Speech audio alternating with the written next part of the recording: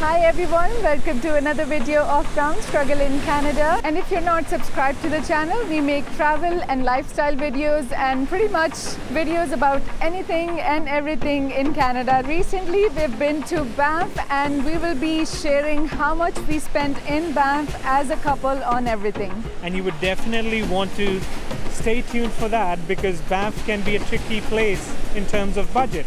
But we'll do our best to share the best tips and the best ways you can save money and enjoy Banff on a budget. We traveled from Toronto to Banff, and for that we had two options, either to take a car, drive all the way to Banff, or to fly. So we went with the second option and we booked our flights from Toronto to Calgary. And now Anu will tell you how much it costed us to book the flights. We decided to go with Flair Airlines for our flight. This was because it is much cheaper to travel with Flair. And given the current situation where everybody wants to travel after the corona pandemic, you are definitely going to find the prices of the flights to be a little bit higher. We ended up paying $400 approximately because we had to add some baggage to our Flair Airlines flight, but it was definitely much cheaper than going with any of the other options. And after landing, our next worry was how are we going to commute around and how are we going to get from Calgary to Banff. And for that, we booked a rental car, and that's a funny story. Aru will tell you more about it.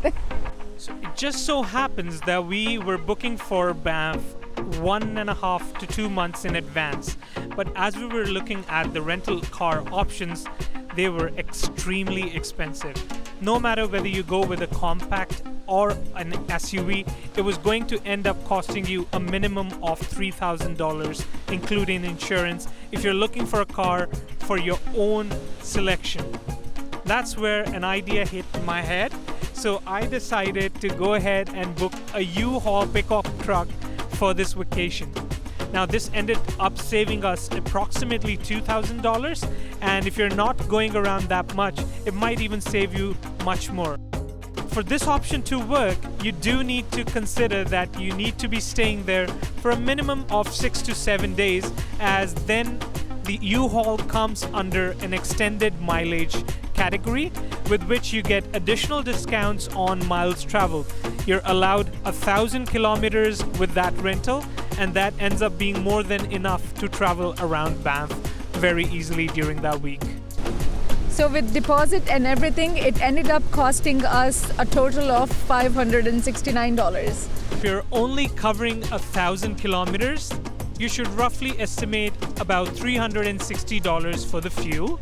And since we decided to go for a long trip on the Icefields Parkway, we ended up spending, and even further, yes, we went to Jasper as well. So it ended up costing us around $500 for the fuel. But it would have been a lot more if we would have rented a car from a rental company. Yes, just the rental cost itself with the insurance would have been $3,000. So considering that, it's not a bad deal. The factor to consider is that we were only two people. So if you're a family of more than two and you need a car, then you would definitely need a rental car, and U-Haul won't be a good option. So the next thing we're talking about today is accommodation. And accommodation can be very tricky in Banff. The main reason for that is that accommodation has to be selected at least 2 months in advance. It gets filled up really quickly and you have to make your decisions fast. So while traveling to Banff, there are multiple options you can choose for your accommodations. You can either select something in the city of Banff, or you can travel just about 15 kilometers outside Banff in the city of Canmore. Now you will have a substantial difference when considering your overall duration of stay. So if you go to Canmore, it roughly costed us $100 less per night, which ended up being a difference of $700 in a total of 7 days. Now this is considering that the prices are still high even in Canmore, since it is only 15 kilometers away from Banff. So in total, we ended up paying roughly $255 a night in Canmore. Next expense after that was food.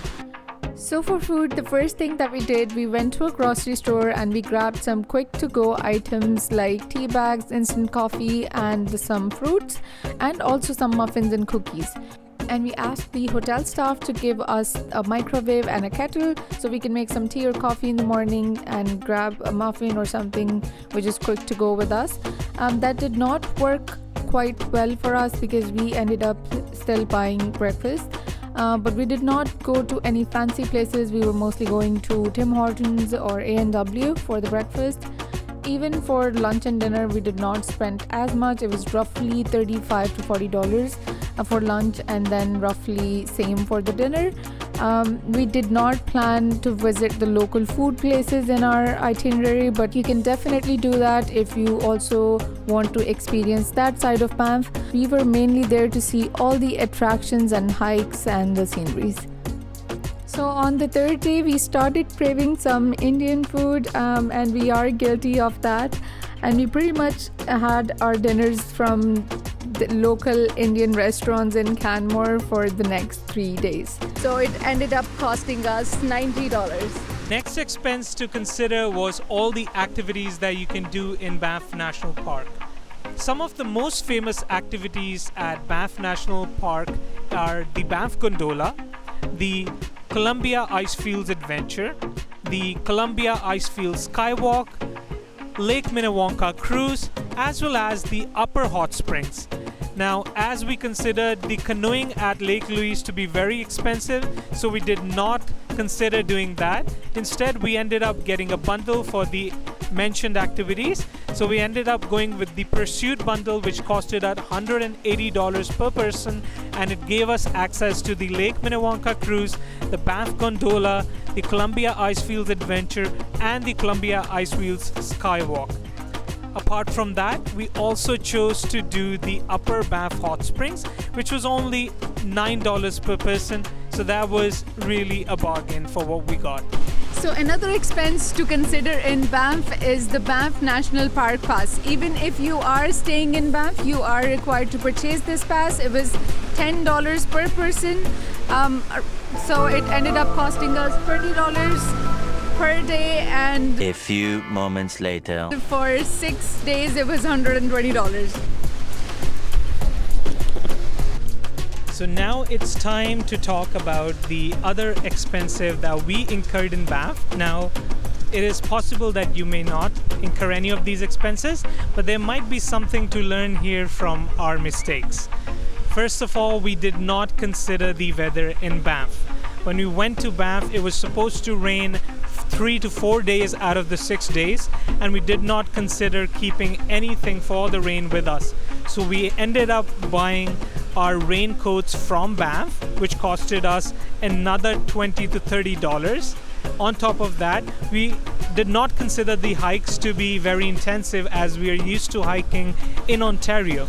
But in Banff, because the hikes are so intensive, you have to have a muscle relaxant with you if you're not used to something like that. And the few other things were, we bought an umbrella and also some hiking poles because they are a must for hiking in Banff. So if you have them with you already, I would say just pack them instead of buying it from there.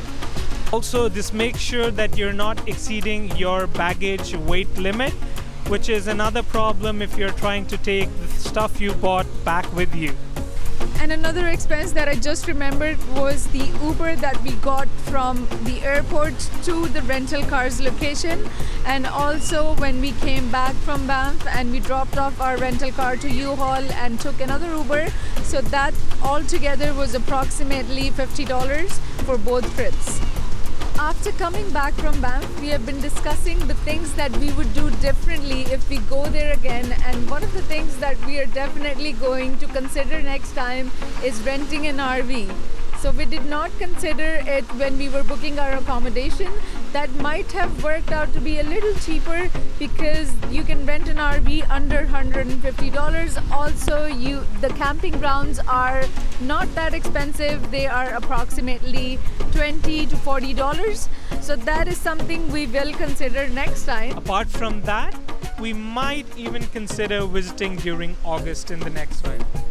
This is because as we landed in Calgary, we found out that June was the rainiest month in Banff. So we definitely recommend that you visit during July or August, as August is considered to be the least rainy day in Banff throughout the year. And another thing that we would do differently is that we would book more days in Banff because it's huge and there are so many beautiful lakes that we missed. We missed the Emerald Lake, Pito Lake. The list is infinite. There is a lot more that we could have covered. So next time when we are going there, we would book more days and we would definitely book some time for Jasper because it was extremely beautiful. So in total, our trip to Banff costed us $4,564 for both of us. And that was it for today's video. Thank you so much for watching, and if you have not subscribed to the channel, please do, as it helps us immensely. Also, do check our Banff travel guide up here somewhere on the cards. And don't forget to leave a comment below if you have any of the other questions. Thank you once again, and bye for now.